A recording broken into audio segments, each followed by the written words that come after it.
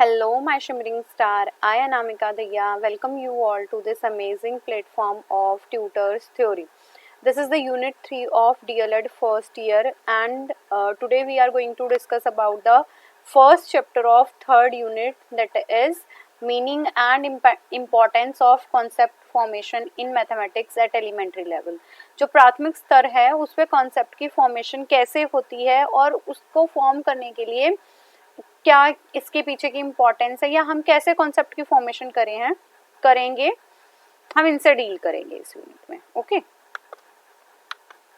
So it is the 3.1 chapter. तो देखो mathematical मैंने आपको यूनिट 1 कराई है, मैंने उसमें बताया भी था मैथमेटिक्स क्या होता है कि जिसके अंदर लॉजिकल हो, कॉन्सेप्चुअल सब्जेक्ट, लॉजिकल सब्जेक्ट भी है, कॉन्सेप्चुअल सब्जेक्ट भी है, जहाँ पे टीचर को एक्टिवली बच्चों को पढ़ाना होता है और जो स्टूडेंट हैं वो अपनी अंडरस्टैंडिंग के अकॉर्डिंगली कॉन्सेप्ट को अंडरस्टैंड करने की कोशिश करते हैं। तो हम यही कह सकते हैं कि मैथ्स को पढ़ाने के लिए सबसे जो बड़ा फैक्टर है वो है logical thinking and that type of concept which are going to solve the problem accordingly। मतलब साइंटिफिक रूप से जब हम अवधारणाओं को सॉल्व करना सीखते हैं तो वो हमारा मैथ्स होता है।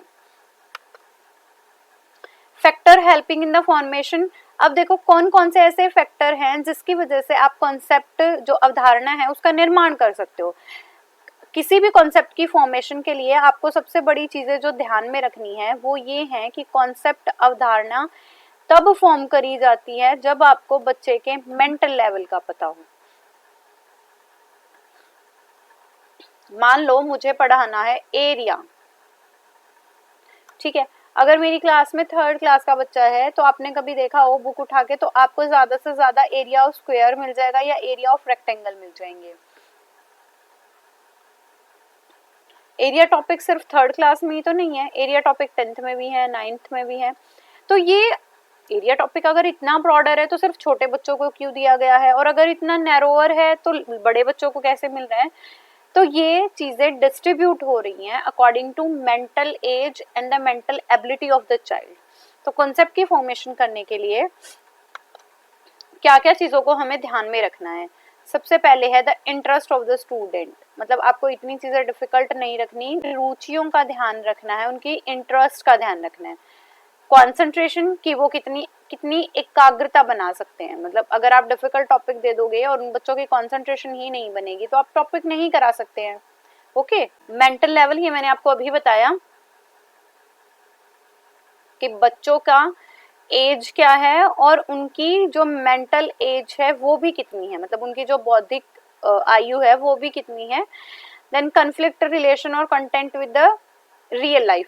और हमें जो ऐसे मैथ्स के कॉन्सेप्ट नहीं कराने हैं जो रिलेटेड ना हो उनकी रियल लाइफ से, या उनके मन में किसी टाइप का कॉन्फ्लिक्ट पैदा ना हो। और किन चीजों का ध्यान रखना है, उनका फैमिली कैसा है, कल्चर कैसे हैं, ट्रेडिशंस कैसे हैं, या टीचर कौन सी लैंग्वेज यूज करेगा किसी बच्चे को पढ़ाते वक्त। अब आप सोचोगे कि मैथ्स में फैमिली का क्या रिलेशन है।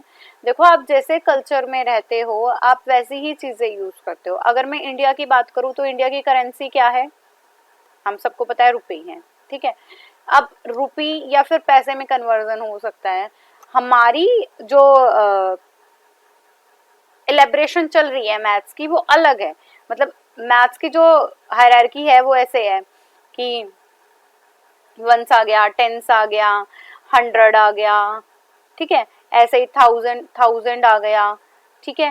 फिर आगे 10,000 आ गया, फिर लैक्स आ गया, 10 लैक्स आ गया। और अगर आप किसी भी इंग्लिश कल्चर की बात करते हो तो वहाँ पे मिलियन एंड बिलियन में बात है। तो हमारा जैसा कल्चर रिलेटेड है वैसे हमारे ट्रेडिशन के अकॉर्डिंगली हमारा मैथ्स पे भी प्रभाव पड़ता है। देन टीचर का एक्सपीरियंस। अब टीचर भी तो सब्जेक्ट उतना ही करा सकता है ना जितना उसका एक्सपीरियंस हो, जितनी उसके मास्टरी हो, और जितना रिसोर्सेस उसे स्कूल ने प्रोवाइड किए हैं उनका मैक्सिमम यूज कैसे कर सकता है। तो इन सारी चीजों पे भी हमारा कंटेंट फॉर्मेशन या कॉन्सेप्ट फॉर्मेशन डिपेंड करता है। देखो मैंने आपको बताया कि बच्चे की एज क्या रहेगी, बच्चे का इंटरेस्ट क्या रहेगा, बच्चे का ट्रेडिशन क्या है, बच्चे की फैमिली क्या है, बच्चा कितना कॉन्सेंट्रेट कर पाता है। Even the level of the teacher and the mastery of the teacher is also included. Okay, then following up the curriculum will also the increase of good concept. अगर जो कंसेप्ट मान लो जैसे एनसीईआरटी ने decide कर दिया कि आपको number name पढ़ाने ही पढ़ाने हैं, मैंने अभी आपको एग्जांपल दिया कि आपके सामने ये कॉन्सेप्ट रहेगा कि मैं 1 लाख बोलूं, 10 लाख बोलूं या मैं मिलियन बोलूं, तो ये चीजें भी इंक्लूडेड है। तो करिकुलम आपको गिवन है, करिकुलम में आपको टॉपिक गिवन है, बट आपको फॉलो अप वैसे ही करना है करिकुलम को, जिससे कॉन्सेप्ट फॉर्मेशन इनहेंस हो जाए बच्चे की। और किसी भी कॉन्सेप्ट को फ्रेम करते वक्त जो मेन सेंटर पॉइंट रहेगा वो रहेगा आपका चाइल्ड। तो we have to use the child centred approach for the concept for the child. Even आपको बच्चे की जरूरत के अकॉर्डिंग वो है या नहीं है। मैंने अभी एग्जांपल दिया कि आप 3rd क्लास में एरिया पढ़ा रहे हो, तो बच्चे को सिर्फ इतनी ही नीड है कि वो अपनी ज्योमेट्री बॉक्स का एरिया निकाल ले, वो अपनी टेबल का एरिया निकाल ले, उसे बोल दिया जाए तो उसे कॉन्सेप्चुअल नॉलेज हो कि व्हाट इज एरिया। बट आप ऐसा नहीं करोगे कि आप उसे किसी फील्ड में ले जाके खड़ा कर दोगे और कहोगे कि बेटा ये इतना बड़ा प्लेग्राउंड है या जो भी है, आप इसका एरिया निकालो। नहीं, बच्चे को जितनी नीड है और बच्चा जितना कर सकता है, सिर्फ हमें उतनी ही वैसे ही कॉन्सेप्ट की फॉर्मेशन करनी है। टीचिंग मेथड, अब देखो कंसेप्ट फॉर्मेशन हो भी गई है तो उसके साथ हमारे मेथड्स भी डिसाइड हो जाने चाहिए। मेथड भी ऐसे डिसाइड होंगे जैसा टॉपिक होगा, जैसा टॉपिक होगा वैसे मेथड्स डिसाइड होंगे। मान लो मैंने कहा मैं बात कर रही हूँ कोण की, एंगल्स की, ऐसे इंक्लाइनेशन देखते हैं, 2 रेज के बीच की इंक्लाइनेशन, तो मुझे वैसे ही टूल यूज करने पड़ेंगे। कंपास यूज कर सकते हो मैं इंक्लाइनेशन देखने के लिए। अगर मान लो मैं एरिया करा रही हूं तो मेरे पास कोई पैरामीटर होगा जिससे मैं मेजरिंग कर सकूं। तो जैसा टॉपिक है आपके पास, जैसे उस टॉपिक की नीड है, आपको वैसे ही मेथड यूज करने हैं और वैसे ही आपको रिसोर्सेज भी यूज करने हैं। क्लासरूम का एनवायरनमेंट हेल्दी रखना है, मतलब मैत्रीपूर्ण रखना है। हेल्दी का मतलब यही है, डेमोक्रेटिक रखना है, फ्रीडम सबको देनी है, लोकतांत्रिक और फ्रेंडली, बच्चे आपस में बात कर पा रहे हैं, फ्रेंड्स बना पा रहे हैं, तो ऐसा एनवायरनमेंट आपको बच्चों को देना है। इसके बाद है प्रिंसिपल्स। तो अभी तक मैंने आपको क्या बताया कि कॉन्सेप्ट फॉर्मेशन के लिए आप किन किन बातों का ध्यान रखोगे। बच्चे का इंटरेस्ट, बच्चे का लेवल, बच्चे की कॉन्सेंट्रेशन, बच्चे के कॉन्फ्लिक्ट्स पैदा ना करें ऐसे टॉपिक लेंगे, उसका फैमिली बैकग्राउंड या कल्चर कैसा है, टीचर का एक्सपीरियंस कितना है या टीचर की ऑन टॉपिक मास्टरी कितनी है, वो चीजें ध्यान में रखोगे आप। करिकुलम को फॉलो अप कैसे करना है। अब मान लो हमारे पास करिकुलम तो गिवन है, देखो जैसे मैं 10th की बात करूं तो हमें पता होता है कि ये 10 चैप्टर हैं, बच्चे उन्हें एनसीईआरटी से भी पढ़ रहे हैं, आर.डी. शर्मा से पढ़ रहे हैं, बच्चे एस चांद से पढ़ रहे हैं, तो हमें फॉलो तो करिकुलम ही करना है। फॉलो तो हम करिकुलम कर रहे हैं, बट बच्चों की नीड एंड टीचर की मास्टरी के अकॉर्डिंगली हम चीजों को हल करके दिखा रहे हैं, सॉल्यूशन करके दिखा रहे हैं। टीचिंग मेथड अप्रोप्रिएट होने चाहिए एंड अकॉर्डिंग टू टॉपिक होने चाहिए। क्लासरूम का एनवायरनमेंट हेल्दी हो, फ्रीडमफुल हो एंड फ्रेंडली ऑल्सो। अब है प्रिंसिपल ऑफ कॉन्सेप्ट फॉर्मेशन, अवधारणा निर्माण के सिद्धांत। फर्स्ट है principle of logical order. Logical order का मतलब है लॉजिक एंड साइकोलॉजिकल ऑर्डर, तर्क और मनोवैज्ञानिक कर्म का सिद्धांत। ये क्या कहता है, लॉजिकल साइकोलॉजिकल ऑर्डर का मतलब है जब भी किसी कॉन्सेप्ट को ऑप्ट किया जाए या टीचर कोई भी टीचिंग करते वक्त आपको कोई भी एग्जाम्पल प्रोवाइड कर रहा है, तो एग्जाम्पल भी आपको ऐसे प्रोवाइड करने हैं जो एक कर्म फॉलो कर रहे हो, एक हायरार्की फॉलो कर रही हो, तो वैसे ही कॉन्सेप्ट की फॉर्मेशन होगा। मैंने आपको लास्ट क्लास में भी बताया था कि अगर आप किसी चीज को लर्न करना चाहते हो तो आपको एक कर्म से ही चलना पड़ेगा। आप बच्चों को सीधे जाते ही क्लास में प्लस के सम नहीं करा सकते unless they know the counting. तो सबसे पहले हम उन्हें काउंटिंग सिखाएंगे, इनकी पहचान सिखाएंगे, फिर देखेंगे कि कहाँ तक काउंटिंग की नीड है, कि 1 to 20 में काम चल जाता है, 20 to 50 हमें करानी है, या 1 to 1000 हमें करानी है बच्चों को। तो ऐसे प्रिंसिपल की फॉर्मेशन हमेशा लॉजिकल होनी चाहिए। अगर हमें डेसिमल की उन्हें नॉलेज देनी है तो पहले हमें उससे पहले हमें डेसिमल की नॉर्मल सी नॉलेज देनी पड़ेगी, देन हम डेसिमल के ऊपर ऑपरेशंस लगा पाएंगे और कॉन्सेप्ट की फॉर्मेशन कर पाएंगे। ऐसे ही अगर आपको वॉल्यूम पढ़ाना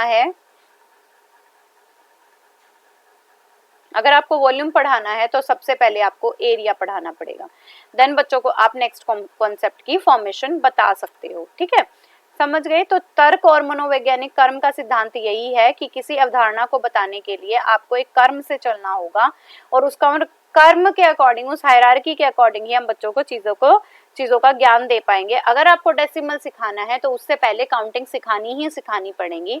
अगर आपको वॉल्यूम सिखाना है तो उससे पहले आपको एरिया कराना पड़ेगा, then you go for the volume. इसके बाद है प्रिंसिपल ऑफ एक्टिविटीज, मतलब गतिविधियों का सिद्धांत। हमें बच्चों को ऑन टाइम एक्टिविटीज भी करवाते रहना है, जिससे क्या हो, बच्चे क्या कर सके, ज्यादा चीजों को प्रैक्टिसाइज कर सके।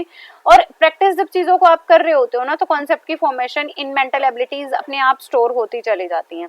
इसके परिणाम स्वरूप ये होता है कि बच्चे जब ज्यादा गतिविधियां कर रहे होते हैं तो उनकी नॉलेज परमानेंसी की तरफ चली जाती है और रिजल्ट ये होता है कि उनके माइंड में कॉन्सेप्ट की फॉर्मेशन हो जाती है।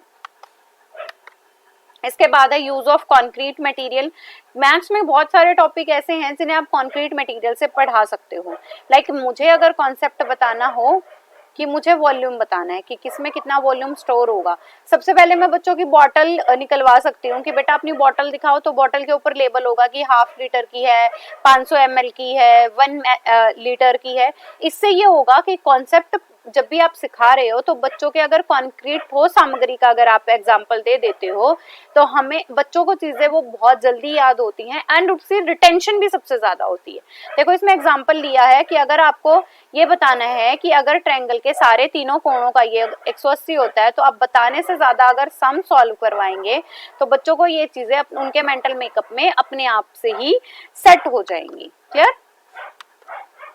Then a principle of organised and incidental learning. Organised and incidental का मतलब है, ऑर्गेनाइज्ड होती है जैसे कि मैं आपको पढ़ा रही हूँ तो एक ऑर्गेनाइज्ड मैनर है कि पहले हम 3.1 पढ़ रहे हैं, फिर 3.2 पे, 3.3 पे, ऐसे हम ना आगे आगे चलते जाएंगे। एंड इंसिडेंटल लर्निंग हो रही है, बच्चा मार्केट गया है, बच्चे ने मार्केट में कुछ चीजें देखी और वहां पे डिस्काउंट नाम का वर्ड लिखा हुआ था, तो डिस्काउंट नाम से बच्चे को सिर्फ इतना समझ आया, उसके मदर फादर ने जैसे चीजें परचेज की तो इस डिस्काउंट में हमें ना कुछ लेस अमाउंट पे करना होता है, तो it is a incidental learning, जहां पे आपको आकस्मिक रूप से, मतलब you are not aware of learning but आपको लर्निंग हो जाती है, तो वो हमारी इंसिडेंटल लर्निंग होती है। और जिसके अंदर आप एक ऑर्गेनाइज और सिस्टमेटिक वे से लर्निंग करा रहे होते हो तो वो आपकी संगठित लर्निंग होती है। Next step, principle of correlation, सहसंबंध का सिद्धांत। इसका क्या मतलब होता है कि अगर आपको मैथ्स की टीचिंग करनी है तो उनके सोशल, नेचुरल एनवायरनमेंट से आपको जोड़ के चीजें सिखानी होंगी और रूटीन लाइफ में ऐड ऑन हो जाएं, ऐसी चीजें उनसे करा सकते हैं हम। लाइक प्रिंसिपल ऑफ कोरिलेशन की बात करी मैंने, अभी आपको कहा कि अगर आपको वॉल्यूम पे जाना है तो आपको सबसे पहले एरिया कराना पड़ेगा। It is also type of correlation between area and volume.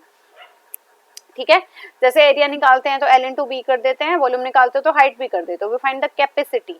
तो प्राकृतिक और सामाजिक वातावरण से जोड़ने का मतलब ये है कि बच्चा वही चीजें अपने लर्निंग एनवायरनमेंट में भी सीख जाए और वही चीजें जाके अपने सोशल एनवायरनमेंट में अप्लाई कर जाए, तो इससे भी प्रिंसिपल ऑफ कोरिलेशन इंक्रीज होता है। इसके बाद है use of mathematics in study of different subject. और कहाँ पे यूज हो रहा है? मैथ्स जो है हमारा, only math, not only the maths, other subject भी दूसरे सब्जेक्ट्स के साथ एक कोरिलेशन बना रहे होते हैं। लाइक अगर आप पोएम पढ़ा रहे हो तो आप ये कहते हो, मान लो पोएम में 3 पैराग्राफ है, तो आप ये कह देते हो बेटा आज कल एक कर लेंगे, कल दूसरा और तीसरा। Unconsciously that teacher is also using the mathematical numerals in that subject. मान लो आप हिस्ट्री या SST करा रहे हो तो आप डेट्स लर्न करा रहे हैं, ठीक है, कि बेटा गांधी जी का जन्म कब हुआ, टीचर्स डे कब मनाया जाता है, तो हम कॉन्शियसली अनकॉन्शियसली चीजों को बता रहे हैं। म्यूचुअल कोरिलेशन का मतलब है कि गणित की जो विभिन्न शाखाएं हैं वो भी आपस में कोरिलेट करती हैं। लाइक ज्योमेट्री है तो उससे पहले आपको चीजों को हल करना आना चाहिए। जब आप ज्योमेट्री भी सिखा रहे हो, मान लो आपने 2πr करना सिखा दिया, तो बच्चों को पाई की वैल्यू पता होनी चाहिए, 2 पता होना चाहिए, आर की वैल्यू पुट कैसे करते हैं। तो हम जब भी डिफरेंट कॉन्सेप्ट बता रही हैं, डिफरेंट मैथ्स की जो शाखाएं हैं वो भी एक दूसरे के साथ सहसंबंध स्थापित करती हैं। और relation of mathematics with different work experience, हम डिफरेंट एक्टिविटीज भी परफॉर्म करा सकते हैं गणित का अनुभव अदर सब्जेक्ट के साथ कराने में या फिर सहसंबंध बनाने में भी। So it is all about the chapter 3.1 बहुत इजी चैप्टर था बेटा, कि आपको कॉन्सेप्ट फॉर्मेशन कैसे करनी है। सबसे पहले मैथ्स एक लॉजिकल सब्जेक्ट है, कॉन्सेप्चुअल सब्जेक्ट भी है, बट मैथ्स आपको लॉजिकल थिंकिंग इनहेंस करने की कहता है, क्योंकि आप यहाँ पे प्रॉब्लम्स को सॉल्व करते हो, इवन उन्हें प्रूव भी कर सकते हो। तो ऐसे क्वेश्चंस हम करते हैं जिनसे अंडरस्टैंडिंग क्रिएट होती है और लॉजिकल नेचर इंक्रीज होता है। अब कॉन्सेप्ट फॉर्मेशन को याद रखने के लिए या बिल्डअप करते हुए किन किन चीजों का ध्यान रखना है, लेवल क्या है बच्चे का, इंटरेस्ट क्या है बच्चे का, कॉन्सेंट्रेशन कैसी है बच्चे का, मेंटल मेकअप कैसा है, ऐसे टॉपिक कराएं जो कॉन्फ्लिक्ट ना पैदा करें, फैमिली बैकग्राउंड कैसा है, ट्रेडिशंस कैसे फॉलो करता है, और टीचर को कितनी मास्टरी है, एक हेल्थी एनवायरनमेंट भी कैसे देना है। एंड हमें जितने भी कॉन्सेप्ट की फॉर्मेशन करनी है उसमें जो सेंटर में रहेगा वो सेंटर पॉइंट हमारा बच्चा ही रहेगा। टीचर्स के मेथड अकॉर्डिंगली यूज होने चाहिए। अप्रोप्रिएट मेथड ही और she should be used in a classroom teaching, और क्लासरूम का environment healthy, friendly and democratic होना चाहिए। ओके इसके बाद principle of concept formation. Principle of concept formation का मतलब है जैसे लॉजिकल और साइकोलॉजिकल सिद्धांत का बनना। इसका मतलब है कि आप जब चीजें सिखा रहे हो, आप किसी को साइकोलॉजी में वो चीजें ऐड कर रहे हो, तो अगर आप एक ऑर्गेनाइज्ड मैनर से करते हो तो उसकी रिटेंशन ज्यादा टाइम के लिए होती है, अदरवाइज आप उसे शॉर्ट टर्म मेमोरी में ही सेव कर पाओगे। तो साइकोलॉजिकल होने का मतलब है कि अगर आपको एक हार्ड या कॉम्प्लेक्स सब्जेक्ट या कॉन्सेप्ट समझाना है तो उसके लिए पहले आपको सिंपलर फॉर्म करानी होंगी, और उन्हें प्रायर नॉलेज की इसके साथ ही जोड़कर न्यू नॉलेज को आप करा सकते हो। ठीक है, देन है प्रिंसिपल ऑफ एक्टिविटीज। मैथ्स के ऐसे बहुत सारे टॉपिक हैं जिन्हें आप कॉन्क्रीट चीजें यूज करके, ठोस पदार्थ चीजें यूज करके, जिनसे आप गतिविधियां परफॉर्म करा सकते हो, तभी एक अच्छी कॉन्सेप्ट फॉर्मेशन हो सकती है, अदरवाइज नहीं हो सकती है। इसके बाद यूज ऑफ कॉन्क्रीट मटेरियल। अभी मैंने कहा कि आप ठोस चीजें यूज करोगे। ठोस चीजों का मतलब सिर्फ ये नहीं है कि मैडम हाथ में पकड़ा दे, ठोस चीजों का मतलब ये भी है कि आप चीजों की प्रैक्टिस करा रहे हो किसी चीज को सिखाने के लिए। लाइक मैंने अभी एग्जाम्पल दिया कि 180 डिग्री है, तो आप बार बार बताओगे नहीं। अगर आप 4-5 क्वेश्चन उनसे सॉल्व करा देते हो तो वो खुद ब खुद जान जाएंगे कि हम अगर कोई भी सम सॉल्व कर रही हैं तो ट्रायंगल के एंगल्स का पूर्ण योग हम 180 के बराबर ही रख रहे हैं। इसके बाद ऑर्गेनाइज्ड, चीजें ऑर्गेनाइज्ड होनी चाहिए। एक टॉपिक दूसरे करंट टॉपिक से रिलेट करता है तो हमें यहाँ भी करेक्ट कॉन्सेप्ट फॉर्मेशन के लिए हमें एक साइकोलॉजिकल ऑर्डर में ही चलना है। We have to be a sequenced and simple to complex approach हमको लेके चलनी है। इसी से हमारी जो प्रिंसिपल ऑफ ऑर्गेनाइज टीचिंग है वो हो पाएगी। सेकेंडली होती है हमारी इंसिडेंटल, कि आप अच्छे से अपनी कॉन्सेप्ट फॉर्मेशन नहीं कर रहे हो और आप अनकॉन्शियस हो चीजों के लिए। मैंने अभी मार्केट का एग्जांपल लिया, आप मार्केट में गए, बच्चों ने डिस्काउंट वर्ड सुना, वहां से आप ये भी हो सकता है कि बच्चे ने कैलकुलेशंस करनी सीख ली कि मम्मा ने 100 रुपए दिए, 10 रुपए की मैं टॉफी लिया, 10 का पेन लिया, तो इंसिडेंटल है बट वहां पे वो लर्निंग करता जा रहा है। आकस्मिक है। कोरिलेशन, हमें बच्चों को सोशल और उसके क्लासरूम एनवायरनमेंट को एडजॉइन करके पढ़ाना है जिससे वो एक सह संबंध स्थापित कर सके। देन मैथ्स भी डिफरेंट सब्जेक्ट के साथ अपने कोरिलेशन स्थापित करता है। दूसरा, मैथ्स इवन अपनी अदर ब्रांचेस जैसे अर्थमेटिक हो गई, ज्योमेट्री हो गई, एलजेब्रा हो गया, तो देखो एलजेब्रा है उसमें लिटरेचर के वर्ड्स भी यूज हो रहे हैं, न्यूमेरल्स भी यूज हो रहे हैं, even geometry is also used. तो ये सारे भी एक दूसरे से जुड़े हुए हैं and it also depends on the work of activity या type of activity. So it is all about the chapter 3.1। यहाँ पे आपने कॉन्सेप्ट फॉर्मेशन सीख ली है। So it is all about 3.1. Keep going, keep growing and keep learning, my dear student. Bye bye.